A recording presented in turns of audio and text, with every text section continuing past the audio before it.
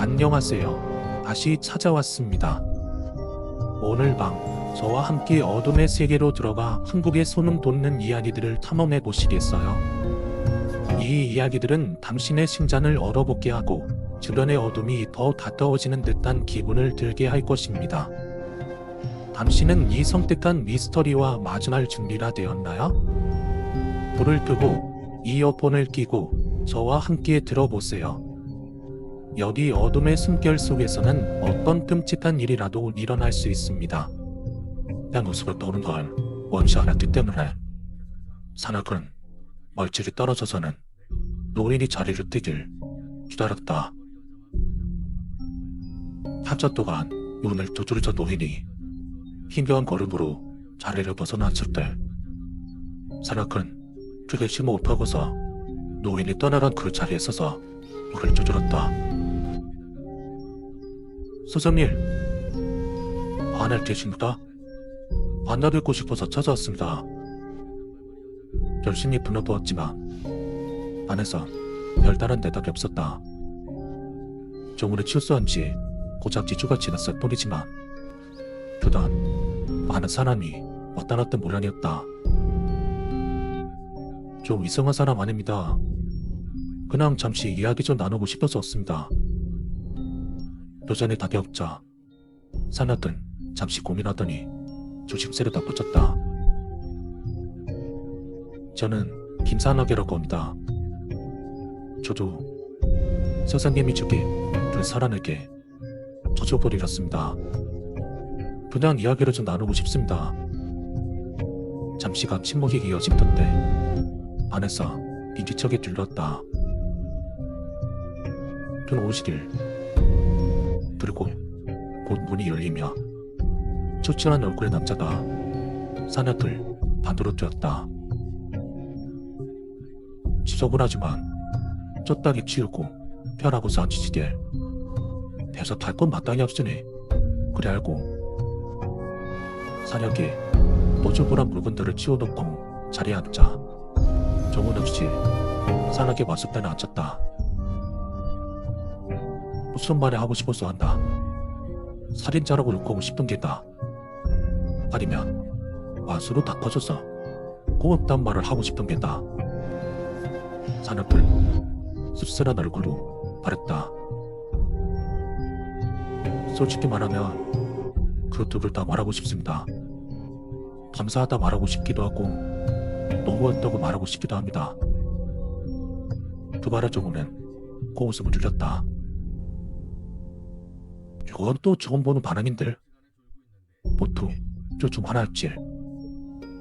자기가 저 죽게 한 개쓰레기 새끼를 대식 지켜줬다면서 발 찢겨 쓰러졌면서 그리고 고작 사고 올 뿐인데 자기 감정에 못 이겨 살인을 저질렀다면서 발 깎아내렸다면서 둘 다 일리는 있다고 생각합니다. 뭐가 어찌되었건 그놈 때문에 사랑하는 사람을 잃었으니 가만히 줘도 살아나는 건 사실입니다. 처음 그 새끼가 죽었다는 소식 들었을 때 토끼함을 느꼈던 것도 사실이죠. 하지만 결국 그건 사고였습니다. 선생님이나 제 가족 그리고 다른 사람들의 가족들은 미치가는 살인마 때문이 아니라 그냥 버스에 탔다가 빗길에 미끄러질 트럭에 받치려 바람에 목숨을 잃은 거죠. 조문은 크게 한숨을 쉬고는 차분히 말했다. 그래, 사고는 없지. 농주운전도 아니었고 좋은 운전도 아닌 단순 과제. 그건 나도 알고 있다네. 수백 번은 들었다고. 하지만 그랬어. 살인이 아니라 단순 사고면 내 딸이 다시 돌아온다. 음주운전이 아니냐 지금 내 아내가 다시 살아난다.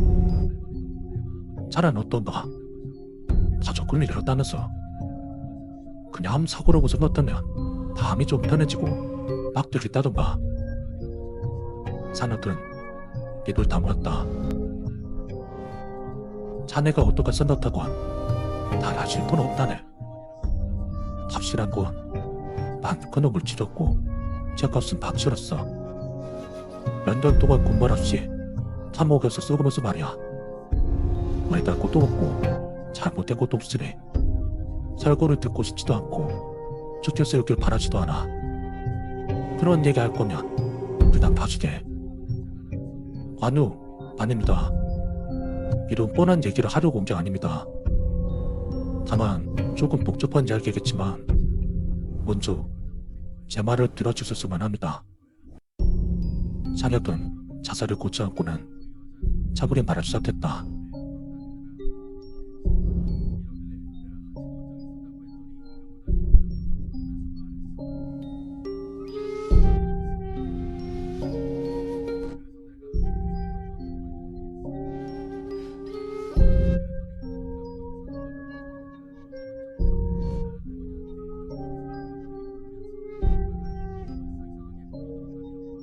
사실 선생님 소식을 뉴스로 듣기 좋다서 말입니다.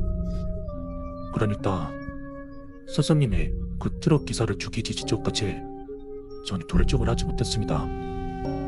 결혼식을 날짜를 앞두고 그 누구도 다 행복을 꿈꾸던 제 약혼이었습니다. 살아나는 질 여자를 죽게 하는 그놈을 용서하는 게 맞을지 아니면 살려주는 게 맞을지. 그럼이 말입니다. 피해자 가족들한테 나타나서 울면서 사죄하던 그들, 누군가는 용서하고 누군가는 욕을 했지만 전 아무것도 하지 못했습니다. 손을 숨겨놓은 망치를 꼭 쥐칠 돈이라고 또 고민했지만 던내 움직이지 못했습니다. 그를 용서해서가 아니라 마음속에서 결정을 내리지 못했기 때문이었습니다. 마음속으로 수십 번 그를 찌렸고 또 수십 번 용서하고 어떻게 해야 할지 몰라서 답답한에 숨이 턱턱 막히는 시간을 보냈습니다.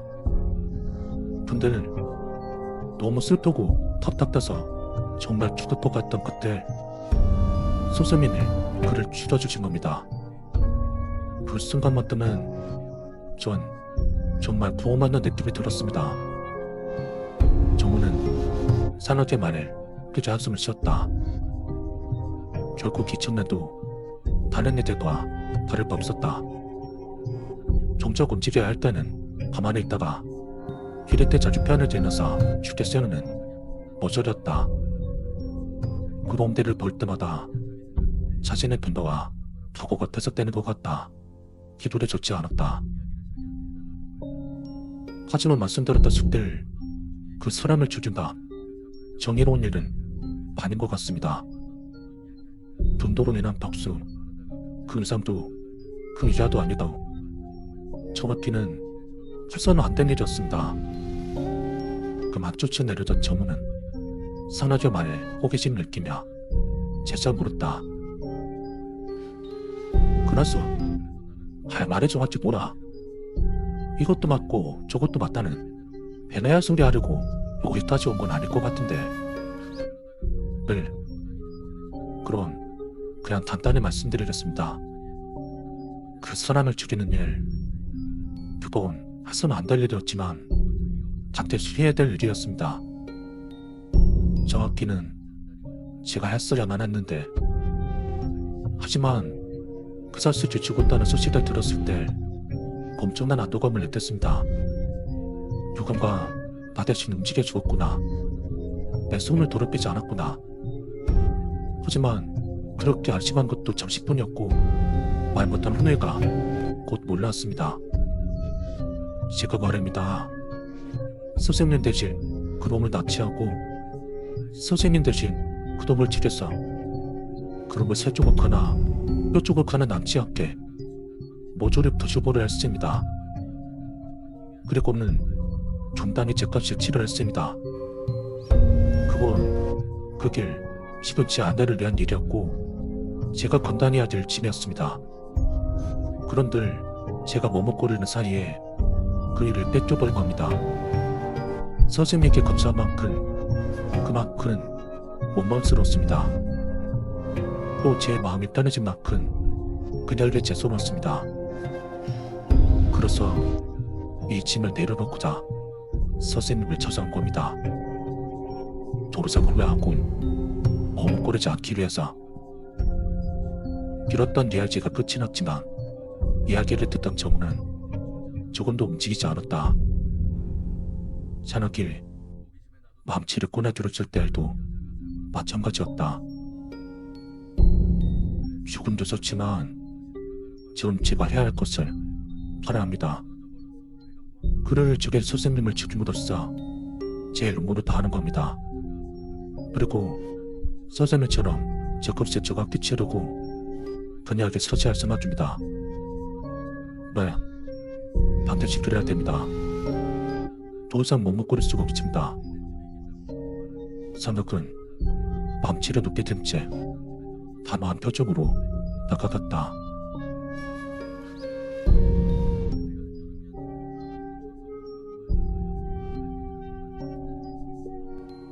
옵실, 자네 어디에 있던 노을을 봤는다. 몇 시간이고 우리를 두드려서 노을 말했세. 참없는 낯지어낸 집착한 저 오랜만에 장혁은 막치려 든 자세 그대로 멈춰서는 눈앞에 있던 길 노을 날 떠올렸다. 내가 떼서오고 나서 내일 같이 찾아오면 노을이지. 70이 넘었던 데다 집에 가서서 얼마나 돈 살지는 알 수가 없다네. 그런데 그 노을이 하루 세 번 밥 먹는 때 말고는 항상 눈앞에 와 있다네. 나를 만나서 용서를 도와줬다고 말이야. 그 노을이 누구지 알겠나? 살려둔 모발에 손을 내리고는 기억을 다듬어 보았다. 트럭 기사 녀석의 그 아버지야. 내 가족의 그놈 아버지야. 그렇다는 그놈 아버지는 매일같이 나에게 와서 우리의 용서를 구했다. 자녀들은 자기가 하려던 일을 일꾼을 더듬더듬 말했다.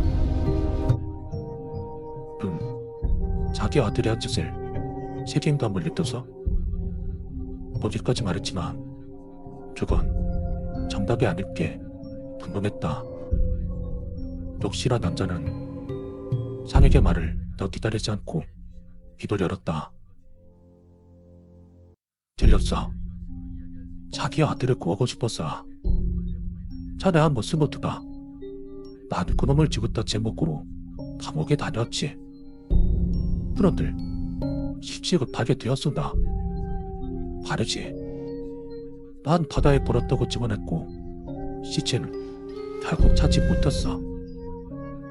상혁의 등 뒤로 씹었더니 끓이기 시작했다. 자네는 운이 좋구만. 아직 늦지 않았어. 나를 죽이는 것보다 더 삽실한 방법이 나왔으니. 자, 이제 그걸 내려놓고 날 바라오게.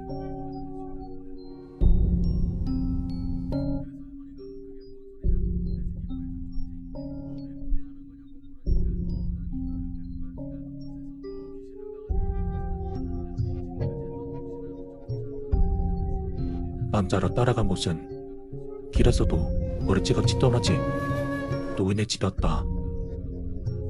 집안으로 아무것도 없는 그 낡은 집 지하실에 흠칫한 도어가 먹혀 있었다. 손발을 자르고 교독대를 걸었지. 눈을 찌르고 꼬박 더 찢어놨어. 죽는 건 말이라 너무 편한 버리거든. 맛도 못 보고 귀도 안 들리고 말도 못해. 이제 고수됐지만 자살할 방법이 없는 거지. 그는 어쩌겠다. 늙고 병든 지 아버지가 챙겨주는 밥을 억지로 씹어서 끼며 살아가는 수밖에. 사나든 눈앞에 있는 것을 차마 볼 수 없었다. 팔다리가 없는 살덩어리가 꿈을 대며 서살스레 덮여 있는 모습을 충격을 하고서는 버벅거렸다. 노인은 구석에서 남자의 눈치를 보며 걱정스레 아들의 발을 못 보냈다. 어때? 공기가 탔겠어. 기분 별로지? 맡겨서 얘기하는 게 좋겠네. 밖으로 나온 세혁은 복잡한 표정으로 정문을 바라보았다. 두고 고독할 줄 알지. 놈을 그냥 치도서는 한잔단 말했어. 그라 소리를 꾸니구나. 초롬을 납치해서 고깃동무로 만든다. 노인네를 찾아갔지. 지하실에다가 그 살덩이를 묶어놓고는 발사.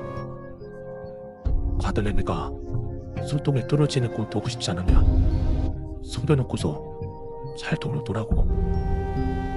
혹여나 종자를 올라다거나 밖으로 빼돌리면 곧장 사람들을 찾아와 전부 죽여버린다고 협박도 해놨어. 그 덕에 놈은 휴학하를 사랑하는 거지. 내가 감옥에 다녀오는 이 시간 동안 병든 아버지가 먹여주는 음식을 살겠다고 씹어대는 저놈의 마음이 어땠을지 감히 상상되는다. 수승일, 아무리 그래도 이건 어와무제인가? 학던 복수를 위해서 발제기게 동사지더니만 소저 깃털일 걸로 생각이 바뀌었나? 자네? 하고가 겨우 이거밖에 안 되었는가? 산악은 대답하지 못했다. 사실 이제 슬슬 끝낼 생각이었다네.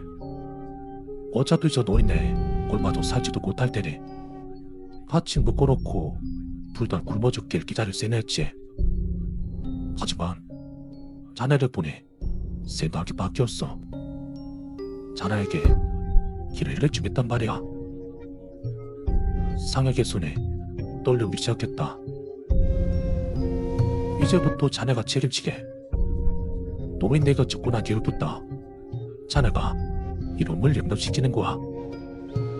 소리도 못 듣고 밥도 못 보는 놈을 지 아대가 집었는지 살았는지 자네한테 먹을 꼴을 챙겨주는 사람이 자네인지 원수인지도 모르겠지.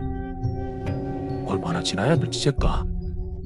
5년, 10년, 얼마나 걸릴지 모르겠지만 자네가 만족할 만큼, 아니 자네의 죽은 아내가 만족할 만큼 그놈을 지켜보는 거지.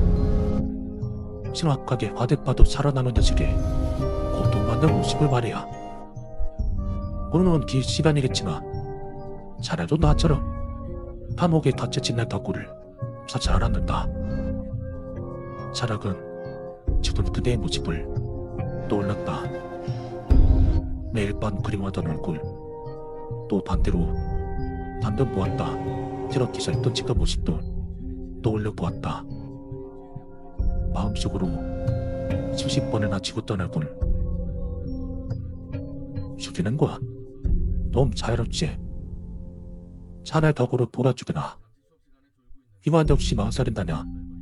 자네 아내가 그날 신안할 텐데 말이야. 그날을 자네는 각오로 다잡고 너를 빛냈다.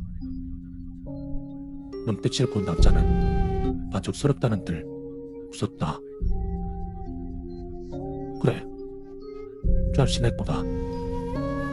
자네들은 값진다 값이나 가득하다는 걸로 대답했다.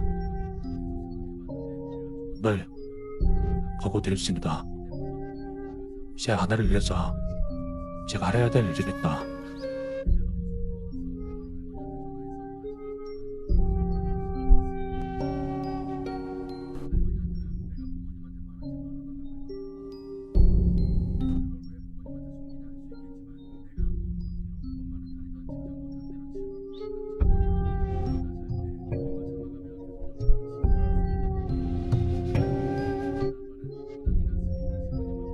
보면서 시렸던 날은 저는 6시를 지나고 있었다.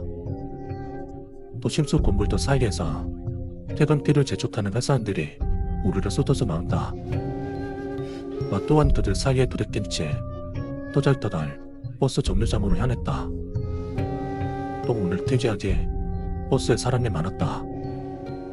평소 같았다면 버스에 사람이 많다나도 몸을 시렸겠지만 오늘은 사람들 무리에 끼고 싶지 않았다. 머리에서부터 물빛을 비비며 다가오는 택시를 잡았다. 먼 동으로 가주세요. 택시는 직장의 노래를 빠져나다 목적지를 향해서 출발했다. 뒷좌석에 앉아 참외 단집 내리고 밖으로 손을 뻗었다. 손끝에 닿는 쌀쌀한 공기가 발오림을 집착하게 한다. 성님, 어느 지쳐보이시네요. 택시기사는 백미러로 피했던 나를 쳐다보며 말했다. 평소로 똑같죠. 만병문 없는 말투로 대답을 할피했다. 손님, 직업 좋고도 이상한 이야기를 하나 들려드렸다요. 난 묵묵부답으로 이해가 안 했다. 하지만 택시기사는 내가 그러거나 말거나 아랑곳하지 않고 자신의 할 말을 이어나눴다.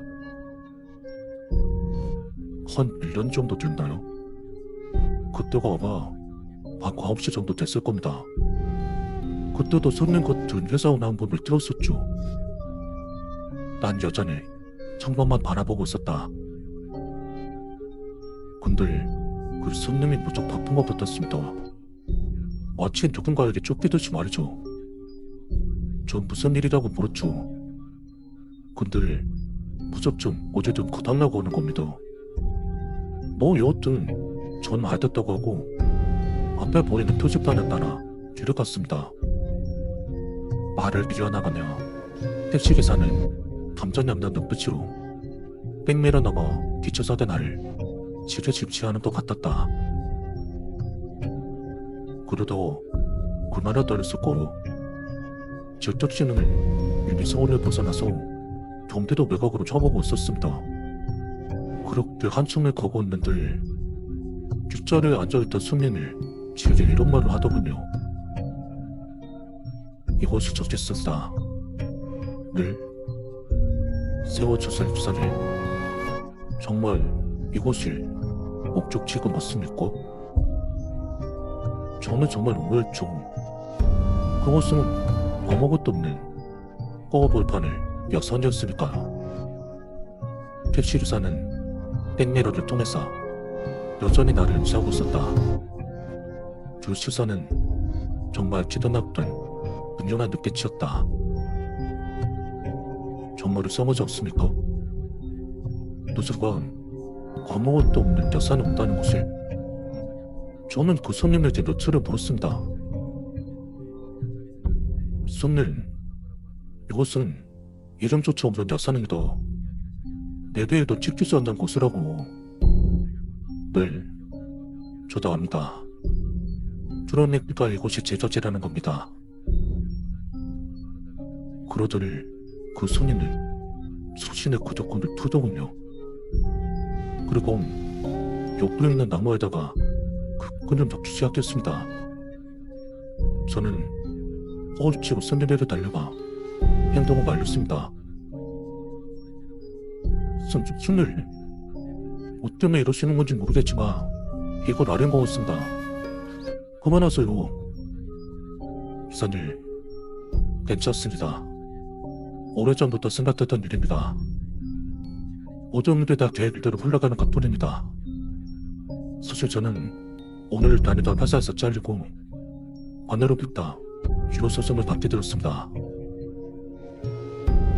저는 이 말을 듣고 아무런 말을 할 수 없었습니다. 순간 그 숨는 심정을 궁금하게 되었거든요. 그러니까 제발 저를 말리라고 하지 마세요. 이렇게 말하면서 그 손님이 자신의 맥주 안주머니에서 허염 동쪽 선날을 꺼내들더니 저에게 쥐어주더군요. 이게 뭡니까? 그건 제 재질돈입니다. 얼마 되질 않지만 그래도 꽤 저축할 겁니다. 그 정도면 오늘의 일을 이자저리 충분한 끈을 들고 스마트합니다.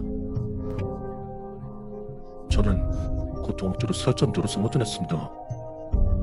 역시 전에 들어있더군요. 그날 doktor나 성당했습니다. 오늘 그래도 손님 이건 좀... 제 말이 끝나지 무섭더니 어느새 그 손님은 마문에다 무조건 매듭을 짓고 자신의 목을 매달았더군요. 그 손님은 고통에 가도동치고 웃었습니다. 하지만 저는 그 순간 아무것도 하지 않았습니다. 그 손님에게 받은 돈을 손다 들어가나. 그렇게 그 손님은 근데 발버둥 멈추더니 몸이 축 늘어졌습니다. 기사의 말이 거의 끝날 때쯤 노란색 택시는 목적지에 다다랐다.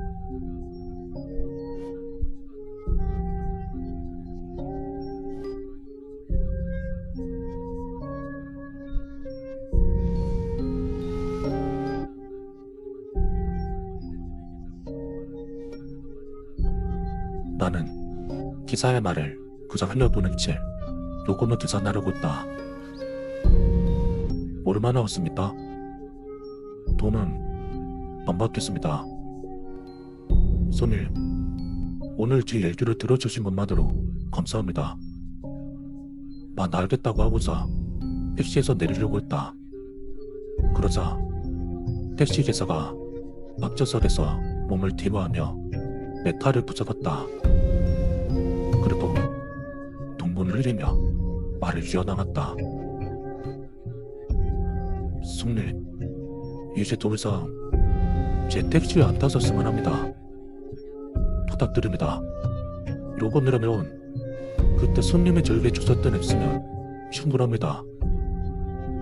죄송합니다. 소리를 잘못했습니다.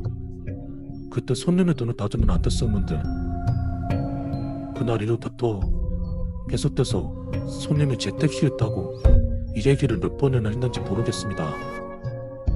이제 또한 저를 용서해 주시길 바랍니다.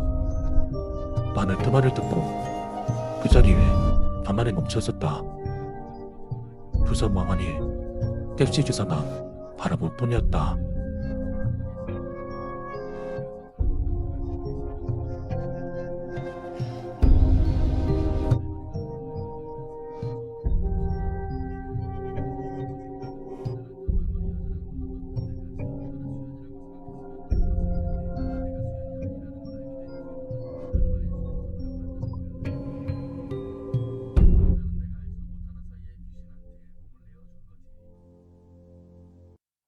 내 기억이 존재하는 순간부터 처음으로 많은 지금을 봤던 것 같다.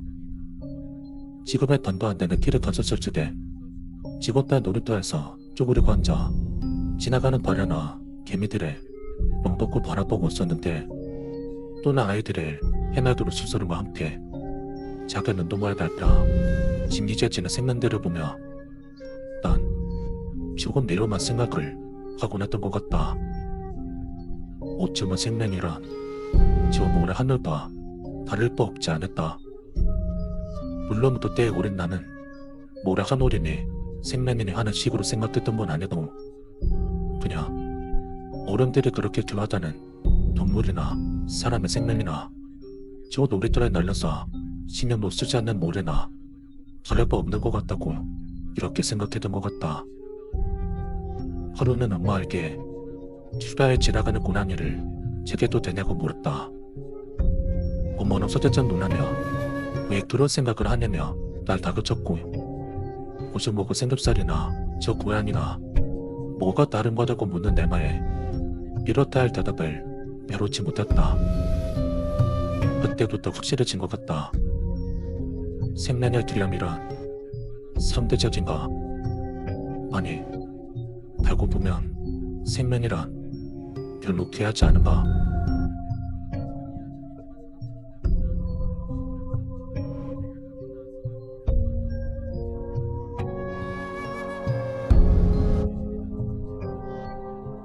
어거진 나에게 무서운 사람이었고 엄마에게 종종 나의 생각을 떠놓곤 했는데 어느 생각보다 엄마도 나에게 조금씩 거리를 둔다고 느껴지던 차에 엄마가 친구 집이라며 따라오려서 같이 따라간 곳에서 이사간 미닫이 문을 열자마자 생사를 얻어맞으며 모함소리를 듣게 되었다. 나에게 무슨 설에 끼었더나. 꽤나 충격적인 일이었고 지금까지 그때의 기억이 너무 선명한데 정확히 그 여자가 뭐라고 했는지 그게 조금 헷갈린다. 서른 맞는 것 같은데 무슨 썰이지? 미래 시제는 지금 생각하면 정말이지 씩씩하게 지나갔다. 물론 그 안에서도 참 많은 죽음을 보았다. 몇몇 기억에 남는 것들을 말해보자면 과학수사님이 살아있는 개구리를 리본으로 자를 때 바깥에서 처음 들어보았다. 죽기 직전 개구리의 거칠은 목소리, 할머니 댁에서 키우던 커다란 수탉이 삼촌의 손짓 한 번에 목에 꺾여 총 늘어지던 모습, 그리고 내가 중학생이 되었을 때 술을 먹고 오토바이를 운전하다 가로등에 뒤를 받아 세상을 떠나 막내 삼촌의 새하얗게 질린 영안실에서의 마지막 모습. 그런 막내 삼촌의 죽음에 시름시름 앓다가 며칠도 안 되어 돌아가신 할머니의 역시나 똑같이 새하얗게 질린 영안실의 모습. 난 그렇게 어린 나이에 죽어있는 동물과 사람을 보았고 생명이란 게 참 별거 없다는 생각이 들었다. 그리고 내가 고등학생 때 처음으로 날 눈었다서 사람이 죽었다. 이미 죽어있는 사람이 아니라 살아있던 사람이 죽었다. 그게 뭐가 다르냐고? 정말 많은 차이가 있다. 그때의 난 횡단보도를 건너려고 신호등을 기다리고 있었다. 그런데 신호를 무시하고 전화를 받으며 무단횡단하다 장바구니를 든 걷던 아줌마. 전태력에 치러 날아간 거짓말 몸뚱이는 차가운 산겨울 아스팔트 바닥에서 피어났다. 녹초됐던 머리다 씩씩하게 데우치고 뭔가 엇박치는 지돈이었다. 옆에 서있던 여자가 지르는 기능에 잠깐 집중이 깨질 뻔하였지만 다시 눈을 두루 바라본 주 몸뚱이에서 계속해서 피어나는 죽음을 보았고 이내 세상의 모조 소리가 사라졌다. 감동, 공자, 이건 뭐라 설명해야 할지 모르겠다.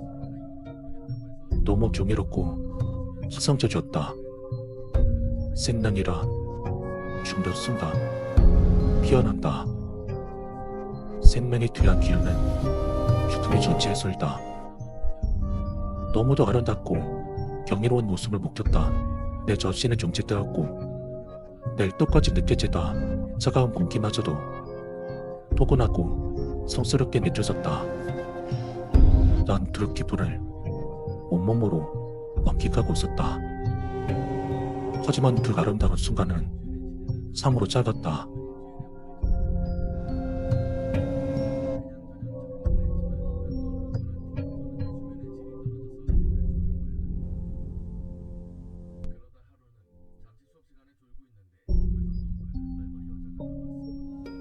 신고를 받고 놓쳤던 구독대군의 손이 그 식어가던 목도리에 닿는 순간 사람을 다 덮을듯한 커다란 불꽃처럼 추운 겨울을 이겨내고 기어이 돔까지 견뎌 꽃봉오리가 교화하는 것처럼 아름답게 튀어나던 죽음이 사라졌다. 그 아줌마다 살아났다는 게 아니다. 그냥 튀어나던 죽음만 사라졌다. 그게 내 고등학교 때였다. 충격적인 일이었고 당장이라도 다시 보고 싶은 반면이었지만 죽음을 목격하는 건 쉬운 일이 아니다. 한 곳에서 하늘 피어나는 죽음은 통계적으로 약 1000명.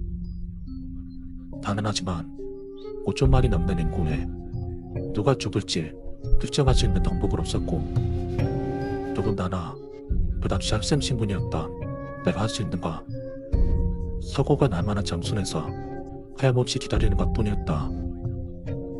그런데 참 신기하지? 학교가 끝나면 습관적으로 그 장소에서 가만히 서 있다 보니 얼마 지나지 않아 똑같은 장소에서 사고가 났고 또 하나의 죽음이 피어났다. 역시 너무도 아름다웠다. 흩날리는 뒷땅을 꼬아 몸길이 이뤄가는 몸뚱에서 튀어나오는 붉은색의 꿈. 마치 나에게 자신의 존재를 뽐내며 숨짓하는 듯한 아름다운 모습. 더군다나 그때의 죽음은 죽음과의 만남을 간절히 바랐던 내게 마치 죽음 또한 나와 가까워지고 싶다는데 반가운 성인이 돼서 찾아옴도 받다고나 할까.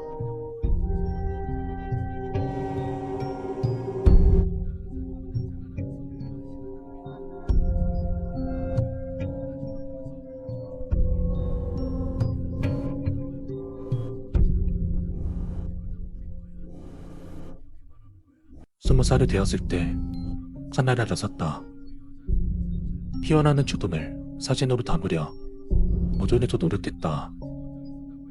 왠지 죽음은 화서 나를 따라다녔고 사진은 점점 들어갔다. 함께 버스에 타했던 김대는 남자, 고속도로 휴게소에서 커피를 마시던 여자, 한때 내 연인이었던 여자, 그 외에도 너무 많은 죽음을 혹독 같아졌다. 어느새부터 길거리의 전봇대에 내 사진을 떠떠있고 난 도망치고 있었다. 내가 사람을 죽였다? 아니, 난 죽인 적 없었다. 단지 나의 곁에서 피어났을 뿐이다. 더러운 지는 땅 속에서 아름다운 넌꽃이 피어나들 그 모래 같은 하찮은 것에서 너무도 아름답게 피어났을 뿐이다. 내가 도망치는 중에도 죽음은 항상 나를 따라다녔고 던져하고 산못한 번개 속을 비집도 한 줄기의 산뜻한 바람이 되어 내 곁에서 피어났다.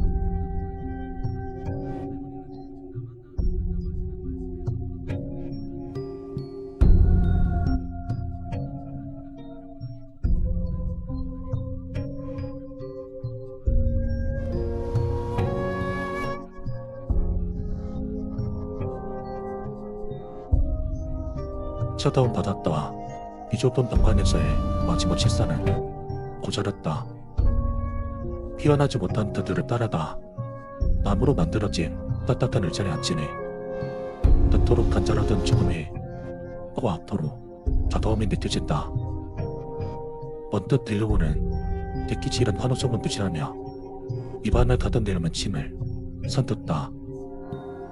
지도됐던 내 땀과는 땀치림은 내게 맺힐 듯한 호기를 느끼겠다. 뜸식 다리로 취할 수 없다. 이 허기를 치우려면 피어나야 한다. 나 자신이 피어나야 한다. 그가 전에도 정말을 쓸데없이 나에게 할 말 있냐고 누군가 물었다. 무시하려 했지만 순간 머릿속을 스치는 날 사랑하던 가족과 친구들, 제 가족과 친구들에게 사랑한다고 전해주세요. 말이 끝나지 무섭게 누군가가 내 시야를 방해한과 동시에 역겹게 느껴지는 환호성과 연료가 공간을 울리며 동시에 터져나왔고 잠깐 동안 내 길을 먹먹하게 만들다 그 역겨운 소리들이 가슴 안에 사라지며 내가 피어났다.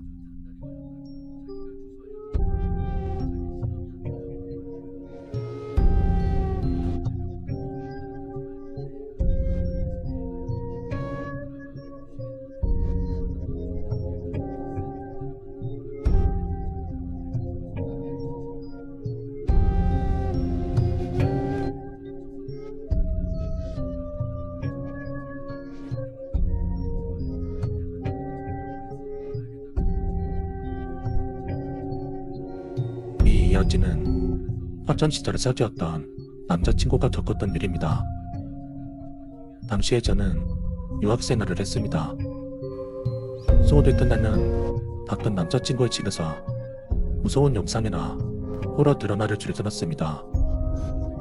남자친구는 무서운 것을 싫어했었던 제가 무서운 영상을 보고 있으면 항상 스마트폰을 보거나 그냥 잠이나 잤었죠. 그날은 부슬비가 내리는 아주 습한 날씨였는데 저는 평소와 같이 남자친구의 집에 도착하자마자 공포 드라마를 보고 있었습니다. 근데 그날따라 남자친구가 잠이 안 온다길래 강제로 의자에 앉혀놓고 공포 드라마를 함께 시청했습니다. 그날 나왔던 공포 드라마의 기신은 나가나라고 집으로 돌아가던 회사원이 소지품을 깜빡하고 놓고 와서 다시 회사로 돌아갔는데 몸에 천마실이 천정에 붙은 귀신에게 쫓기는 내용이었습니다. 그렇게 드라마를 본 다음 날 어찌된 일인지 남자친구는 학교에 나오지 않았습니다. 남자친구가 학교에 나오지 않아 학교가 끝난 뒤 남자친구의 집에 갔는데 그때가 저녁시간이었는데도 남자친구가 자고 있어 마구자두로 흔들어 깨웠습니다. 그리고 남자친구는 이렇게 말했습니다. 호러 드라마를 보고 난 뒤 제가 집으로 가고 나서부터 새벽에 계속 감기에 눌려서 잠을 한숨도 자지 못했었다고 말했습니다. 남자친구는 무서운 영상을 보면 항상 같은 귀신일 때 감기에 눌렸었고 너무 무서워서 공포물을 보는 것을 피해 왔었다고 덧붙였습니다. 억지로 공포 드라마를 보았던 어제 혹시 정자세로 누운 채 감기에 눌렸는데 공포 드라마에서 본 귀신이 손전에서 성만수는 받아서는 남자친구의 머리를 잡으려고 빠른 속도로 손을 휘젓고 있었다고 했습니다. 그 얘기를 듣고 나서 얼마나 미안하고 소름 돋던 칠. 남자친구는 억지로 저 때문에 무서운 걸 볼 때마다 연애에 눈린다는 건 말고도 다 미안한 감정이 들었지나 워낙에 공포물을 좋아하는 저로서는 그 이후에도 가끔씩 공포물을 보곤 했는데 남자친구는 별다른 말이 없어 괜찮아진 건가 생각했습니다. 그렇게 반년 정도 시간이 흐르고 남자친구와 저는 서로의 성격과 성향의 문제로 자연스럽게 이별을 하게 되었습니다.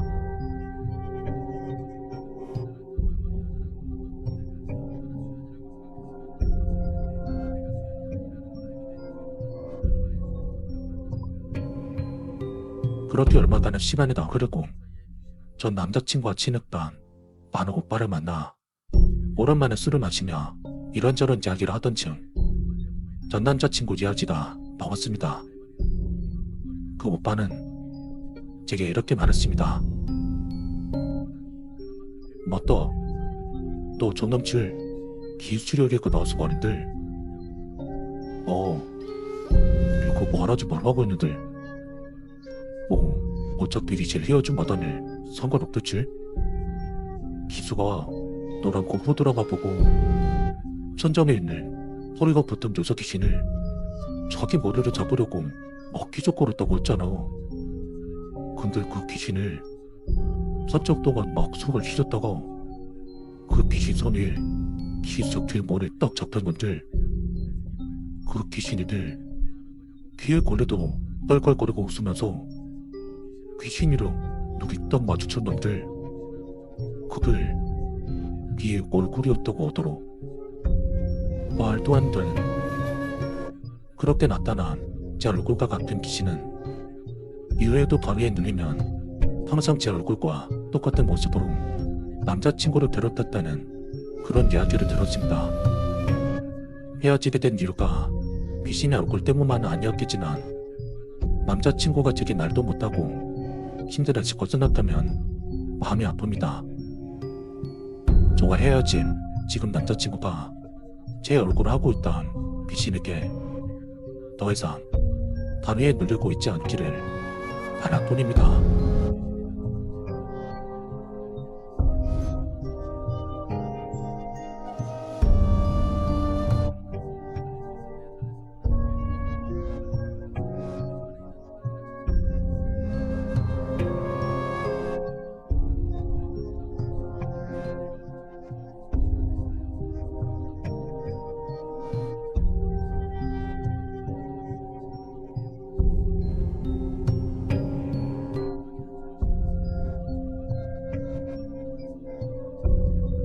11월 끝자리에 걸쳐진 하늘은 차가운 눈송이를 흩뿌리고 있었다.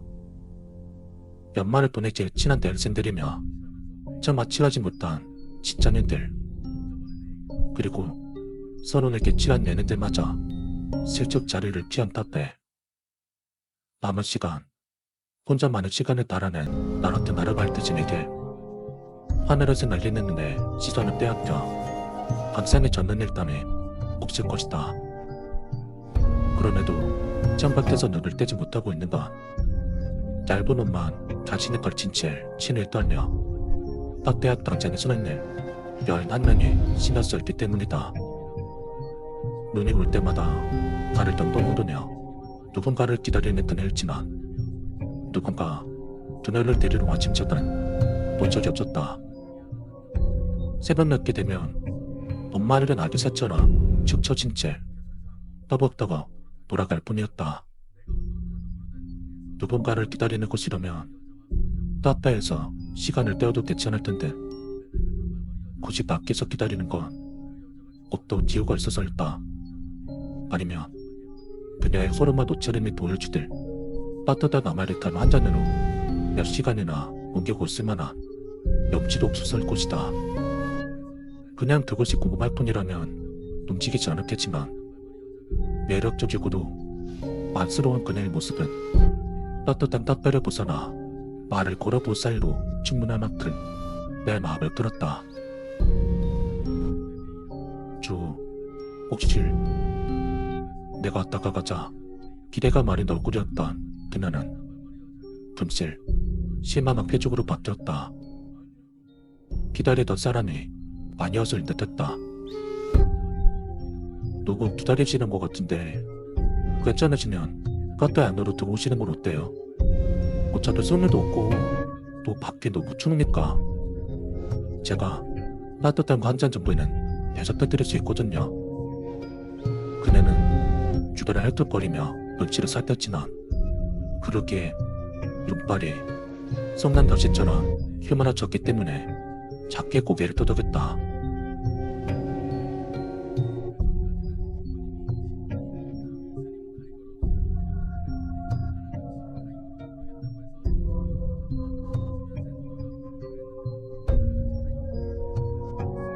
다른 곳에서 본 그녀의 모습은 파채 더 초라해 보였지만 그래서인지 나에게 더 아름다워 보였다.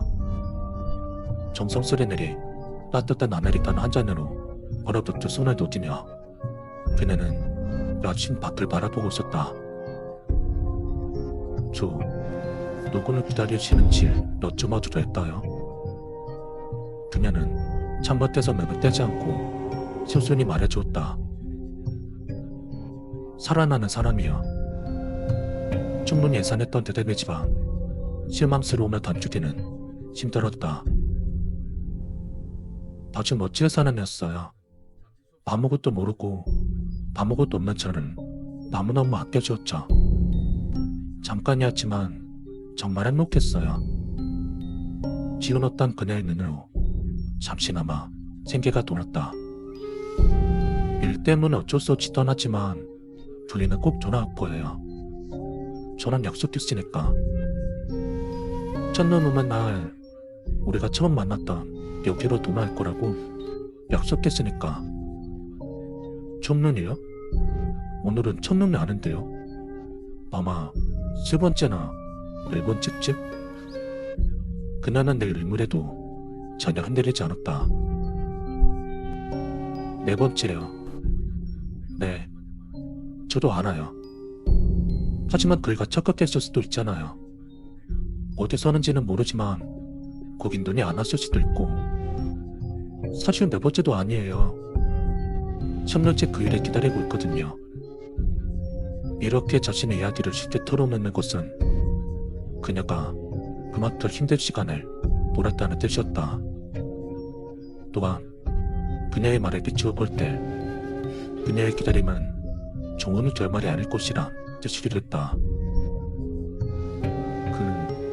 감히 제가 드릴 수는 있는 말은 아니지만 기다리시는 그분은 무슨 말씀하실지 잘 알아요. 하지만 저 기다릴 거예요. 그이는 면역에는 난자거든요. 비록 지금은 제가 공장에 일하면서 비루하게 살고 있는데 그이가 돌아오면 잘 구원해 줄 거예요. 저 혼자선 이 비참한 삶을 벗어나지 못해요. 그러니까 절대 포기 안 해요. 저한텐 그것밖에 할 수 있는 게 없으니까. 입을 다물 수밖에 없었다. 내게 그녀를 나무랄 자격도 없고 겨돌하고 놀아세울 자격도 없는 것이다. 그저 따뜻한 커피와 잠시 머물 수 있는 자리 정도가 그녀에게 줄 수 있는 말짓선이었다. 누구랍니다. 그리고 언제가 되었건 괜찮으니까 제가 있을 때는 아무 걱정하지 말고 들어오세요. 제가 따뜻한 거 한 잔 정도는 드릴 수 있거든요. 그거 드시면서 몇 시간이고 기다리셔도 돼요. 그녀는 염치없고 죄송하단 말을 작게 오물거렸지만 차마 거절하지 못했다. 어쩌면 내 생각 이상으로 어려운 생활을 꾸리고 있었는지도 몰랐다. 누구에게라도 하소연 하고 싶어하는 그녀의 길 노로만 본다면 곧바로 대답을 들을 수는 있겠지만 안 그래도 차가운 이 공기를 더욱 떨어뜨리고 싶지는 않았다. 때문에 평범한 일상의 대화로 조금이나마 따뜻하게 데워보기로 했다. 아, 혹시 책 같은 거 좋아하세요? 네, 도서관에 자주 가서 빌려봐요. 가끔은 운 좋게 폐지 버리는 데서 책 무더기로 발견하기도 하고요. 정말 가지고 싶었던 책을 주웠을 때 얼마나 기쁜지 눈물까지 났었다니까요. 책 이야기가 나오자 그녀는 창에서 눈을 떼고서 날 바라볼 정도로 흥분했다.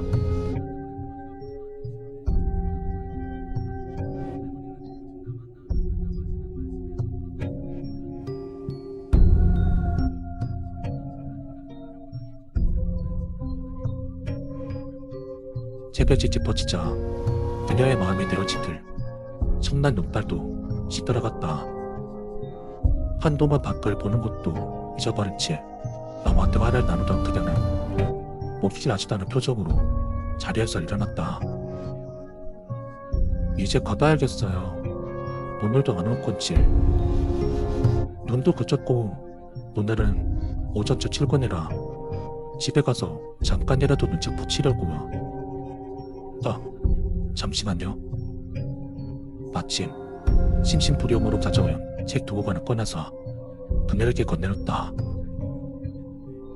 제가 좋아하는 책이에요. 빌려드릴게요. 이번에도 그녀는 그놈의 염치 때문에 지조하는 듯 보였지만 자신도 모르게 책을 받아들었다. 다음 눈이 올 때 그때 꼭 돌려드릴게요. 국어 집사를 해보인 게 카페를 나선 그녀에게 눈이 아니라 언제든 뭐도 좋다는 내 웅물거림은 그녀에게 닿지 못했다.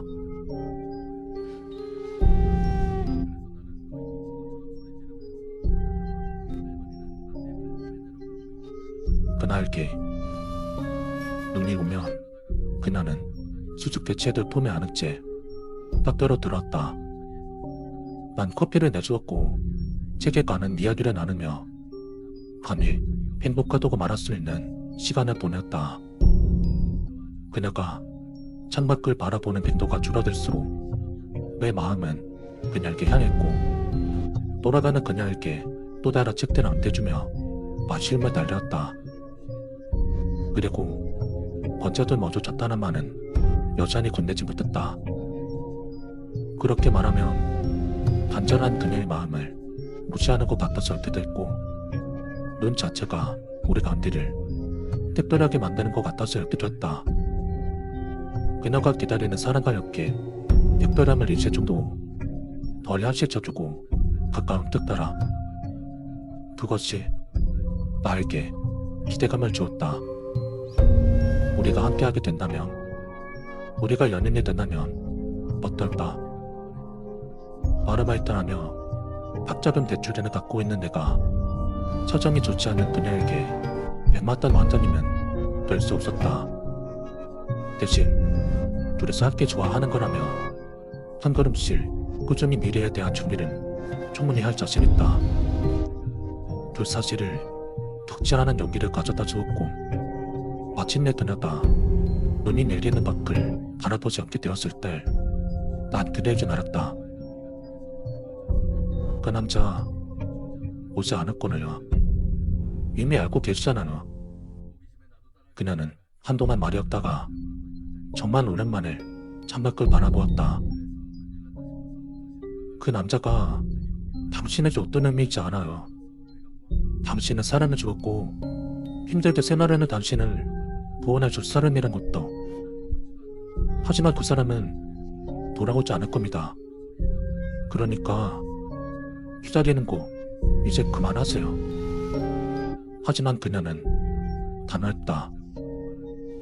그런 일은 없을 것으로 말하며 만약 정말 돌아오지 않는다면 자신을 몸에서 내릴 것이라고 단호하게 말했다.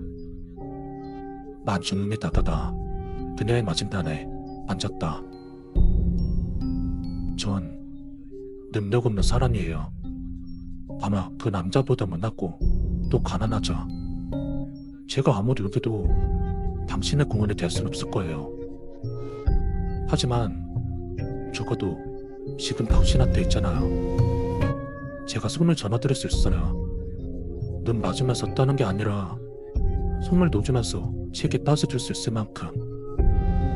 그녀는 대답하지 않았다. 당신도 힘겹게 살고 있다는 거 알아요. 하지만 둘이서라면 어떻게든 꾸려낼 수 있을 거예요. 화려한 데이트는 힘들겠지만 같이 도서관에 가서 같이 책 읽고 따뜻한 티커피를 마시면서 이야기 나누는 거죠. 또 날이 좋을 땐 산책하면서 책갈피로 쓰기 딱 좋은 다통기획을 발견할지도 몰라요. 전 당신과 함께하는 동안 힘을 얻겠죠. 난 못하지만 당신은 제게 고원이 될 수 있어요. 아니, 우리가 손을 이렇게 고원이 될 수 있어요. 생각해봐요. 같이 꾸준히 돈을 모으면 둘이서 작은 헌책당도 넣을 수 있을 거예요. 부유하진 않지만 행복하겠죠. 그런 삶을 살 수도 있어요. 그녀는 멍하게 창밖을 바라보고 있었다. 그리고 천천히 입을 열었다. 좀 바보 같던 사람이에요. 그래서 사람을 잘 못 사귀었어요. 그나마 제게 다가온 친구가 있어서 최선을 다했는데 그 친구한테 속아서 말도 안 되는 빚을 떠안았어요. 바보 같던 나 딴에는 평생 다도 다 못 갚을 그런 빚이요. 이 계절이 끝나면, 그러니까 봄에 오면 사채업자들이 저를 찾을 거예요. 오래 기다렸으니 이번에야말로 빨리 돈을 갚으라면서. 전 갚지 못할 거고 그 사람들은 절 그만두지 않겠죠. 죽게 될지도 몰라요. 차라리 죽었으면 싶을 만큼 미쳐먹고는 당할지 알 수 없어요. 만약 그 남자가 돌아온다면 절 구원해 주겠죠. 빚을 갚아주고 저와 결혼해서 행복하게 해줄 거예요. 그럼 당신은요? 당신도 절 위해서 그렇게 해주실 수 있어요? 절 위해서 그 빚을 함께 떠안고 비참함을 넘어서 수확하게 살아도 행복할 거라 말씀하실 수 있나요? 공기가 사려 내어낼 때 차가워졌다. 난 그녀를 안아줄 수 있을 정도로 용감하다고 생각했는데 내 입은 어느 닦기라도 하냐 떨어지지 않았다. 그녀가 안고 있던 짐은 내 생각 이상으로 거대했고 또 차갑고 날카롭다. 돈 벌어 따내는 무섭게 느껴질 만큼, 그리고 난 그녀처럼 그걸 담아고 있을 만큼 당하지 못했다. 그녀는 아주 오랫동안 기다려주었지만 난 끝내 대답하지 못했다. 여전히 내가 아니 창밖을 바라보고 있던 그녀는 천천히 자리에서 일어났다. 그 그동안 감사했어요. 몸 녹이게 내려해주신 것도, 늘 따뜻한 거 내주신 것도, 책 들려주신 거, 또 못난 저한테 마음 써주신 것까지. 하지만 당신은 잘 구원하지 못해요. 반대로 저도 당신의 구원이 되지 못하고요. 지금 당신의 눈앞에 있어도 저를 보지 못하는 것처럼. 그러니 전 차라리 볼리 없는 그 사람을 기다릴래요. 오히려 그것 때문만이 잘 무너지지 않게 다잡아 줄 테니까. 그날은 조용히 일어나서 밭대 밖으로 나왔다. 막 떠나는 그녀에게 책을 안겨주기는커녕 감히 달아두지도 못했다. 당신의 고개를 들었을 때 눈발이 잠시 옅어지고 있었다. 올 겨울은 마지막 누님을 말하고 싶던들 애처롭게.